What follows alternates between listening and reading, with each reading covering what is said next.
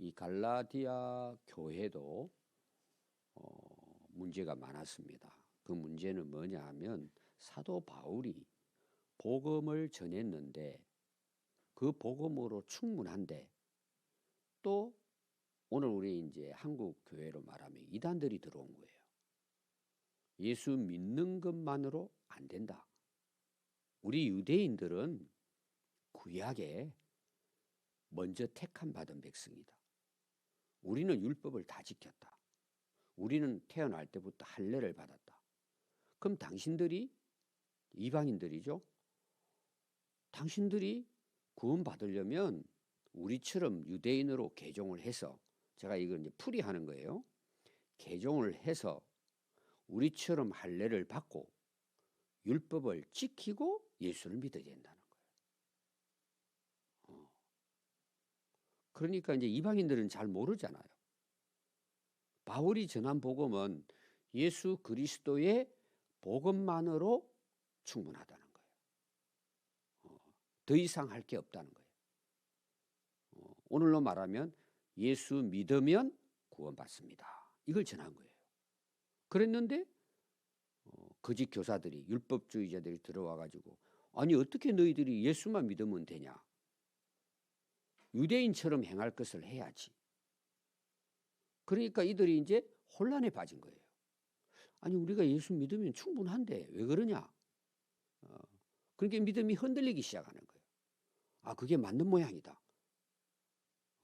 그리고는 율법의 종으로 살아가도록 그들을 이제 속인 거죠. 거짓말을 한 것입니다. 그래서 그 당시는 우리가 앞에 고린도 교회도 그랬죠. 로마 교회도 그랬죠. 갈라디아 교회도 그렇게 하는 거예요. 거기에 대한 것이 바울은 계속해서 편지로 이 복음을 다시 그들에게 깨우쳐 주는 것입니다. 그게 그 당시로는 심각했어요. 지금이야 우리가 어느 정도 말씀을 우리가 그 당시는 신약이 있는 게 아니니까 그냥 편지 보내면 그걸 가지고 배우고 했기 때문에 지금 우리야 이제 복음이 정확하게 기록이 돼 있죠. 그러니까 우리가 성경만 조금만 우리가 신경을 쓰고 집중해서 읽으면 이게 무슨 말인지 알게 된단 말이에요. 그래서 바울이 오늘도 예수님이 전한 복음, 예수님이 이루신 복음 그걸로 충분하다. 다른 것 더 믿을 게 있습니까? 없어요. 오늘 거기에 대한 내용입니다. 그래서 14년이 지난 후에 이거는 예루살렘 올라가는 이야기예요. 왜냐하면 바울은 대부분 어디를 다녀요? 이방인으로 복음을 전하러 다닌단 말이에요. 1차, 2차, 3차, 4차 나중에는 로마까지 가잖아요. 근데 예루살렘으로 올라가 가지고 이제 특별히 이제 사도행전 15장에는 이방인들 안디옥이라고 하는 도시에서 복음을 전하다가 이 문제가 발생하는 거예요. 이방인들도 유대인과 동일하게 예수님 믿으면 완전히 구원받는다. 이걸 전하니까 그 당시는 또 바울이 복음을 전하는 것이 오래되지도 않았어요. 예수님 만난 후에 오늘도 이제 계시를 받아 이렇게 나옵니다. 그러니까 이제 유대인들은 그걸 이상하게 본 거죠. 그래서 예루살렘에 와서 이것이 정당한지 안 한지 그 회의가 열려요. 전 교회 지도자들이 모여가지고. 근데 결론이 뭘까요? 예수 믿는 것으로 충분하다 하고 결정을 한 겁니다. 그리고 난 후에 이제 그 부분은 아니지만 다메섹 도상에서 예수님 만난 후에 14년 되어서 이런 내용이에요. 또 예루살렘에 올라가게 됐다 이런 내용입니다. 그래서 앞에 여러분들이 1장 그 18절에 보면 그 후 3년 나와요. 이거 다메섹에서 예수님 만난 그 이유를 이야기해요. 그리고 여기 2장 1절에는 14년이니까 합하면 어떻게 돼요? 17년 후에 이런 뜻이에요. 그래서 이제 바울이 그 몇 번 복음을 전하다가 그 예루살렘에 올라가서 그들에게 뭐 그 복음 전도에 보고도 하고 뭐 여러 가지 일이 있을 때 예루살렘에 올라가고 나중에는 또 예루살렘 올라가서 붙들려 가지고 로마로 호송돼서 결국은 이제 순교하는 그런 이제 내용들이 사도행전에서 앞에서 나왔어요. 그래서 바나바와 함께 디도를 데리고 다시 예루살렘에 올라갔다. 이 바나바는 사도행전에 보면 이제 그 바울이 예수님을 믿고 이제 사도로서 그 사명을 감당하잖아요. 그때 이 바나바가 바울을 이끌어 와서 세워줍니다. 사실은 바울이 훌륭한 인물인데 바울을 바나바가 보니까 자기보다 훨씬 훌륭하다는 걸 안 거예요. 바울이 할 수 있도록 어떻게 보면 뒤에서 협력하는 역할을 이 바나바가 잘합니다. 그 다음에 거기 보면은 디도가 나오죠. 디도는 이방 사람이에요. 이방. 바울이 제자로 세웠던 동력자입니다. 그래서 옆에서 이제 바울을 많이 이제 도와주는 역할을 했죠. 고린도 교회에 방문할 때에 디도를 보내고 자기 어떤 임무를 대신해주는 뭐 비서 역할을 이 디도가 많이 했습니다. 훌륭한 이제 지도자들이죠. 그래서 2절에 보면 계시를 따라 올라가 이렇게 나와요. 계시를 따라. 이 계시는 뭘까요? 바울은 직접 예수님 만났잖아요. 그리고 개인적으로 하나님과의 그런 깊은 만남이 있었던 인물이 이제 바울이죠. 그래서 바울이 그 하나님의 인도하심을 따라 계시를 따라 내가 이방인 가운데서 전파하는 복음을 이 바울은 자기가 사도 되기를 원하지 않았어요.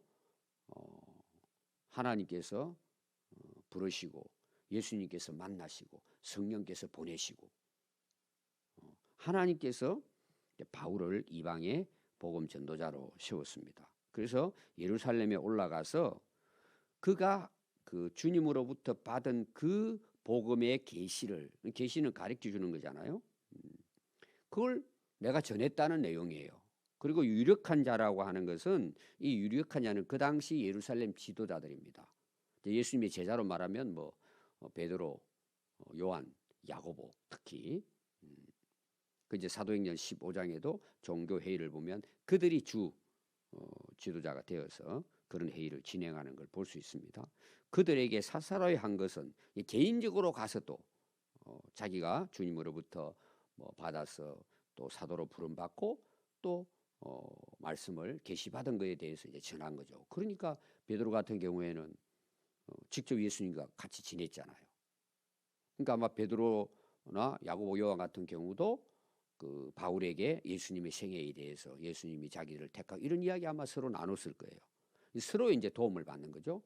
그리고 이 지도자들이 바울이 이방인들이 다니면서 복음 전하는 거 보니까 자기들하고 똑같거든요. 그래서 이제 바울에 대해서 이들은 이제 인정을 해줍니다. 그러면서 내가 다름질하는 것이나 다름질한 것이 전에 이 복음을 위해서 달려왔던 그리고 지금 내가 달려가고 있는 이 모든 것이 헛되지 않게 하려 함이라. 왜 헛되지 않을까요? 그리스도의 복음을 전하기 때문에. 그 복음을 위해서. 그래서 바울은 여기 다름질은 오늘 말하면 뭐예요? 달려가는 거잖아요. 달리게 하는 거잖아요. 사도 바울은 이 달리는 것에 대해서 경주하는 것에 대해서 많이 이제 이야기합니다. 내가 달려간다는 거죠. 나의 달려갈 길이 있다는 거예요. 나는 그 길을 달려간다는 거예요. 표대를 향해서 예수님을 향해서 하늘나라의 부름의 상을 위해서 나는 달려간다. 계속 나오죠. 달려간다. 그 달려가는 게 이 달려갈 길 곧 주님으로부터 받은 내 사명이라는 거예요. 그 사명을 위해서 달려간다는 거예요. 그 사명이 뭘까요? 이방인들이 복음 전하는 거죠. 이 달려갈 길을 마치려 하면은 끝까지 여러분 우리가 달리게 하면 어디까지 가야 돼요? 고린 지점까지 달려가야 되잖아요. 중간에 여러분 돌아서면 안 되잖아요. 끝까지 달려갔다는 거예요. 그 사명의 길 그게 뭘까요? 은혜의 복음을 전하는 거예요. 이 복음을 전하고 끝까지 내가 하나님 나라 내 사명을 끝까지 마칠 때까지 나의 생명을 조금도 귀한 것으로 여기지 않는다. 여러분 이 생명 그러면 사람들이 이제 여러 가지 이제 뭐 생각할 수 있지만 우리의 삶이에요. 여러분 우리가 우리의 모든 삶을 예수님께 자기 사명에 올인하면 어떨까요? 여러분 거기에 하나님의 역사가 일어나요. 그냥 목표가 그거예요. 내가 사는 건 그거예요. 바울은 오직 복음이에요. 거기에 다른 거 섞이면 안 된단 말이에요. 그걸 위해 달려간 거예요. 여러분 정말 달려가시기 바랍니다. 분명한 사명을 알고 달려가야 돼요. 거기 다른 게 끼어들면 안 돼요, 여러분. 그럼 어떻게 될까요? 썩는 거예요. 섞이면 안 돼요, 여러분. 오직 그거예요. 그것뿐이에요, 그러잖아요. 근데 막 이것저것 섞이는 거예요. 이 목표물이 너무 많아요. 헷갈리는 거예요. 이리 갔다 저리 갔다 해배는 거예요. 여러분 공부를 해도 집중하잖아요. 학생이 공부만 해야 되잖아요. 거기 집중하면요 못할 게 없어요, 여러분. 근데 사단 마귀가 거기를 가게 내버려 둘까요? 혼란에 빠뜨리게 하는 거예요. 유혹을 하는 거예요. 그냥 달려가면 되는데. 그럼 여러분 복잡하지 않아요. 자유할 수 있어요. 바울은 여러분 그런 인물이에요. 예수님 딱 만나고 그는 딱 결정했어요. 부름의 상을 위해 달려가는 거예요. 맡겨진 사명을 위해서 달려가는 거예요. 여러분 이거는 선교사들만 하는 게 아니에요. 저와 여러분들이 다 동일해요. 여러분 달려가십시오. 뒤돌아보지 마십시오. 돌아봐야 아무것도 아니에요, 여러분. 여러분 다 살아보셨잖아요. 지금 여러분 나이 같으면 살아볼 거 다 살아봤어요. 여러분 올인하십시오. 아멘. 올인해야 돼요, 여러분. 자기 사명을 알아야 돼요, 여러분. 그러면 여러분 너무 행복합니다. 그리고 하나님이 늘 함께 하십니다. 여러분 이게 예수님께서 그 제자들에게 마지막 하신 말씀이에요. 가서 제자 삼으라. 땅까지 정인해라. 그리고 마지막 여러분 예수님의 약속이 뭔 줄 아세요? 내가 너와 영원히 함께 하겠다는 거예요. 근데 여러분 한번 오늘도 기도하면서 보세요. 너무 복잡해요. 너무 헷갈려요. 혼란해요. 그러니까 우리가 속는 거예요. 미혹 당하는 거예요. 달려가지를 못하는 거예요. 헤매는 거예요. 헤매는 거예요. 오늘 기도하시면서 바울의 이 다름질이 여러분들의 다름질이 되기 바라요. 그럼 할렐루야예요, 여러분. 여러분을 통해 하나님이 일하시는 거예요. 아멘. 그래서 아무리 세상에 미혹이 당해도 여러분 흔들리지 않아요. 계속 사도 바울을 향해 공격하잖아요. 엄청난 고난을 당하잖아요. 흔들리지 않아요. 포기하지 않아요. 여러분 우리가 정말 성령에 깨어 있으면요 이게 보여요. 이거는 쓸데없는 거구나. 헛된 거구나. 어떤 사람은 알아도 그렇게 해요. 마시고 즐기고. 여러분 지나는 거 어때요 그게? 허무하잖아요. 후회가 되잖아요. 그래서 여러분들이 집중해야 돼요. 내 다름길 목표를 향해 달려가는 거예요. 바울이 멋있잖아요. 이게. 헛되지 않기 위해서 달려갔다. 그래서 3절에 보면 나와 함께 한 그 제자 디도죠. 억지로 할례를 받지 않게 했다는 거예요. 왜? 율법주의가 잘못됐으니까. 그런데 가만히 들어온 거짓 형제들 때문이라. 이 거짓 교사들이에요. 예수 그리스도 안에서 우리가 가진 자유를 엿보고 우리를 종으로 삼고자 하는 거예요. 짐을 지어가지고는 율법에 매이게 하고 사단 마귀의 종이 되게 한단 말이에요. 여러분 우리는 예수님을 믿으면 전에는 종이었죠. 이스라엘 백성들이 애굽에서 400년 동안 애굽의 종으로 살잖아요. 근데 하나님께서 모세를 불러가지고 애굽에 보내가지고 그들을 어떻게 해요? 거기에서 탈출시키잖아요. 출애굽하려 그 홍해를 건너잖아요.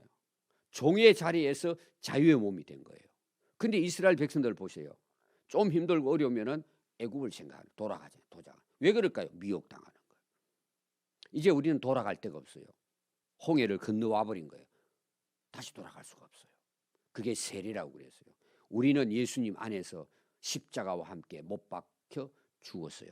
나는 없어요. 돌아갈 수 없어요. 근데 신앙생활 하면서도 왜 자꾸 뒤를 돌아봐요?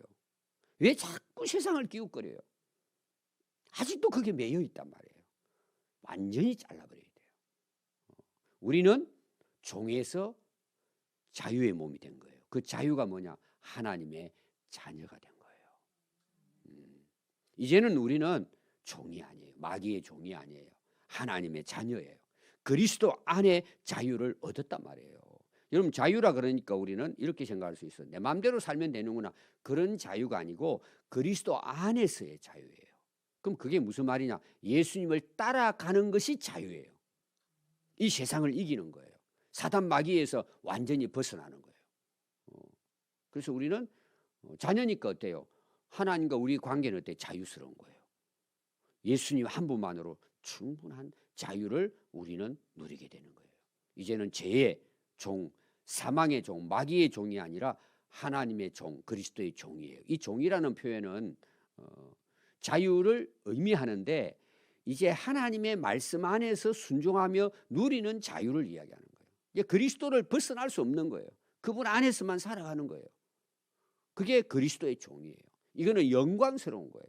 의의 종이에요. 생명의 종이에요.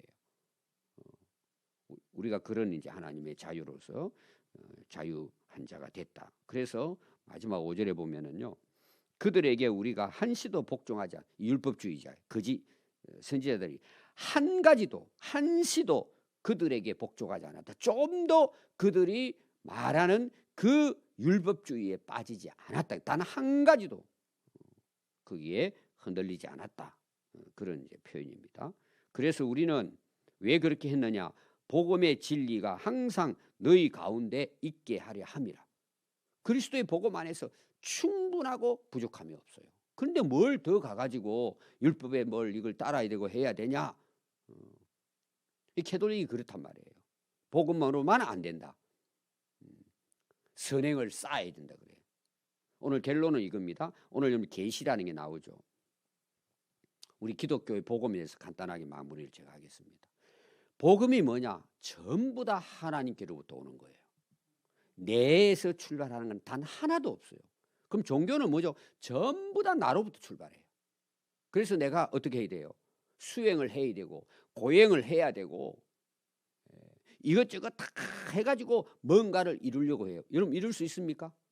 여러분들이 노력한다고 죽음에서 벗어날 수 있어요? 우리가 공부를 많이 하고 수행을 많이 하고 연구를 많이 해야 죄에서 우리가 벗어날 수 있어요? 할 수 있냐 말이에요. 우리가 단 한 가지도 해결되지 않아요. 여러분 그런 인간적인 종교 철학에 빠지면 안 돼요. 사람이 할 수 있는 건 아무것도 없어요. 그분이 우리를 찾아와 주시고 만나 주시고 불러 주시고 우리가 그걸 받아들일 때 우리를 구원하시는 거예요. 그래서 믿음으로만 구원을 받는 거예요. 왜 그래요? 그분이 다 십자가에서 이루셨으니까 내가 이룰 게 없어요. 완전히 이루어 주신 거예요. 이게 복음이에요. 그걸 내가 받아들이면 어떻게 돼요? 나는 구원을 받고 자유함을 얻는 거예요. 그리고 그 다음에 삶이 뭘까요? 그 하나님과의 안에서 살아가는 삶이 하나님이 우리를 창조한 목적이에요. 또 우리에게 각자 주어진 삶이 있잖아요. 하나님 주신 사명이 있죠. 우리는 그걸 위해 사는 거예요. 자유함을 누리면서. 여러분 그걸 위해서 우리가 하나님 안에 누리고 살아가는 것이 복음의 진리인데 어떻게 여러분 세상 사람들이 이단들이 와가지고 이런저런 이야기한다고 내가 재림한 예수라고 여러분 그런데 왜 속냐 말이에요 우리가. 그래서 오늘 복음의 진리로 충분합니다. 예수님으로 충분합니다. 우리는 그 안에서 자유함을 누리고 의의 종으로 하나님의 선한 종으로 여러분 아름다운 인생을 날마다 깨어서 살아갈 수 있기를 바랍니다. 기도하겠습니다.